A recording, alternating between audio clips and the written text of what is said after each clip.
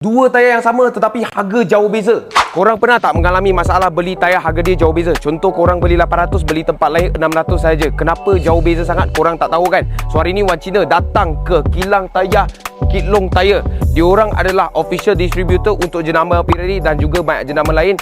Tapi hari ni Wan Cina datang sini nak jelaskan kepada korang. So korang mesti tengok video ni sampai habis. Di depan Wan Cina ni ada dua tayar Pirelli yang sama, model yang sama, tetapi belakang ada banyak lagi korang boleh nampak. Memang ini kilang tayar Pirelli. Okay, so kita boleh nampak ini depan adalah 255 45 20 untuk dua biji ni sama juga Scorpion Vert, tetapi harga dia tak sama. Kenapa? Sebab ada sebiji buatan Europe dengan juga satu biji buatan China. Korang mesti cakap buatan China yang tak bagus kan, tetapi kualiti 100% sama, jangan risau. Harga dia tak sama. Kenapa? Sebab tayar dari Europe ni kita ada import tax. Untuk Malaysia ni import tax tayar 40% daripada negara Europe dan 5% SST. So jadi total ialah 45% untuk tayar ini cukai dia. Tapi cukai untuk yang buatan China ni kualiti sama, tetapi cukai dia hanya 5% import daripada negara China dengan juga 5% SST.